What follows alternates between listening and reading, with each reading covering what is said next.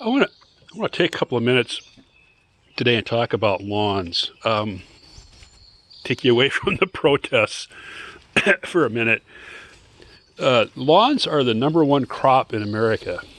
We spend a ton, I mean, not ton, many tons literally, but we spend a lot of time, energy, money, chemicals, fertilizers, weed killers to make our lawns look like a golf course fairway or a golf course green.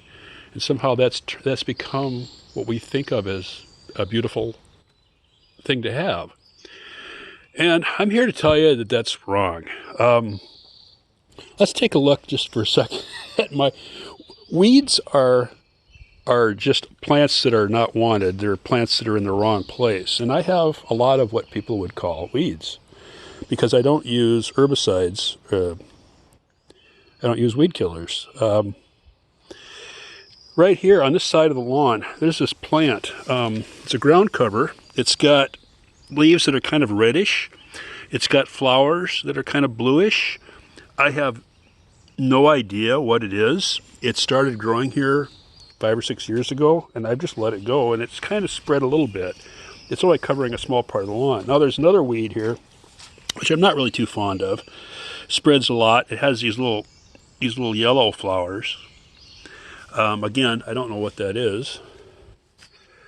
There are some weeds, like the common dandelion, that are edible, and I've eaten dandelion greens before. Young dandelion greens are actually pretty tasty. If you like fresh spinach, then you'd probably like fresh dandelion greens. They're very similar, and people like to put spinach on their salads and in their omelets or whatever, so you could put dandelion greens in there instead. There's another plant, though, that I want to highlight. This is one that I have not put here on purpose. This was a typical lawn when we moved in.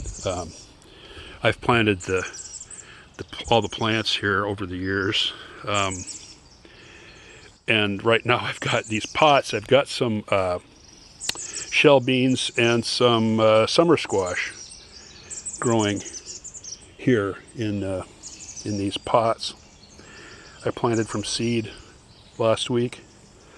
But this plant here is clover, which everybody knows about clover. And as a kid, you went out in the field and you were looking for four-leaf clovers. Clover, I didn't plant it here on purpose. This is a weed that I don't like. It has a really long, this one has, it's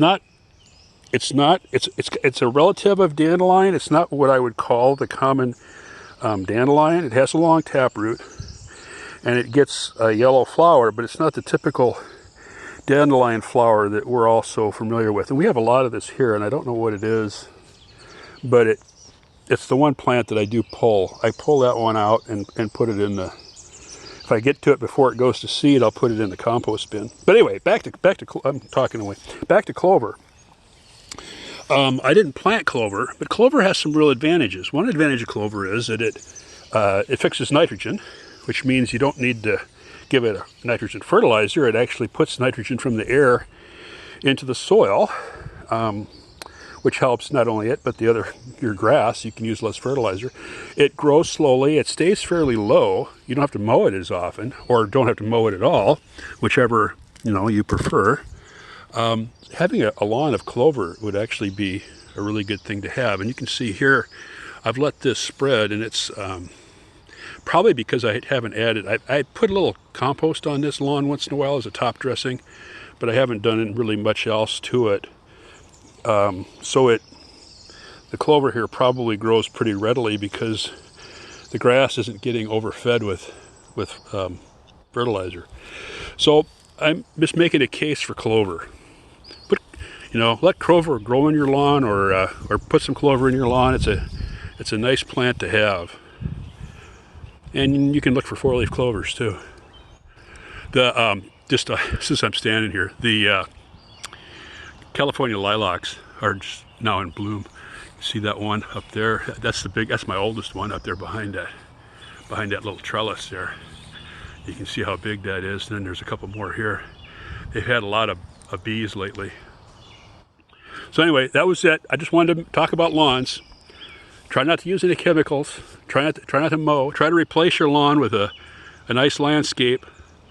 And don't be afraid of clover.